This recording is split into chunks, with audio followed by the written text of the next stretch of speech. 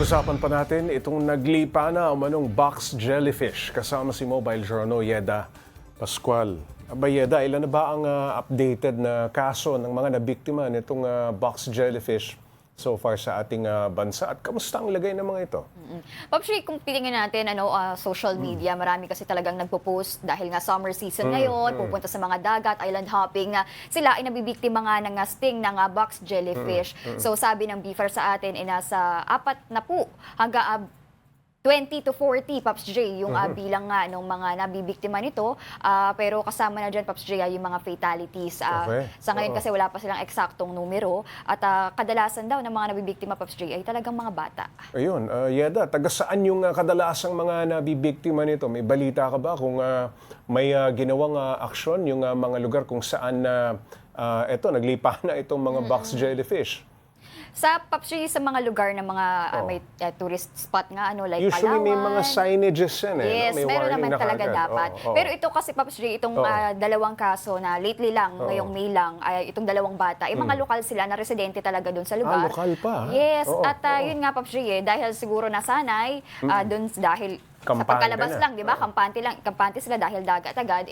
Hindi nagpapaalam daw sa mga magulang. Yun yung kalimitang rason at naliligo nga sa dagat. Kaya, ayun din, kakulangan din, Papsi, talaga ng LG at ng barangay level na maglagay ng mga signages din at paulit-ulit na paalala dapat talaga sa mga residente. Nabanggit mo sa report mo, Yeda, na climate change ang isa sa mga posibleng dahilan ng pagdami ng box jellyfish. Bakit daw?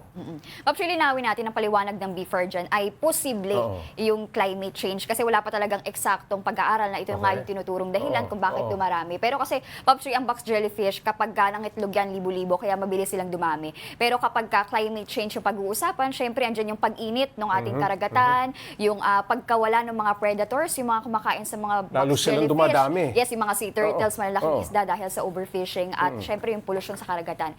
Ayan, ilan yan, Papsi, sa mga factors kung bakit nga talagang unusual daw ngayon yung pagdami ng mga box jellyfish. May mga nasabi ba yung eksperto sa atin, Yeda, na may mga tao talagang lapitin ng box jellyfish? Nakaka-attract talaga. Totoo ba yun? Yes, Papsi, tinanong ko yan kung meron pang mga demographics dyan, kung sino ba yung mga lapitin.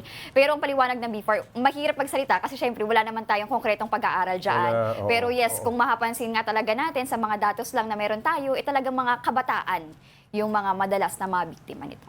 Anong meron sa suka? Bakit daw nakatutulong yan kapag nadikitan ka ng dikya o jellyfish sa balat? Buhusan mo ng konting suka. Ganun yes, na sinasabi. Totoo daw yan. Hindi naman yan fake news. Talagang first aid talaga ay dapat suka. Pero tandaan natin, Papsi, ang suka hindi siya gamot laban dun sa laso ng box jellyfish. Ito lang ay nakakatulong para syempre hindi makapalala yung mga sintomas tulad ng pagsakit, pamamaga. Pero kapag Papsi, may antiseptic ba? Yes, parang gano'n.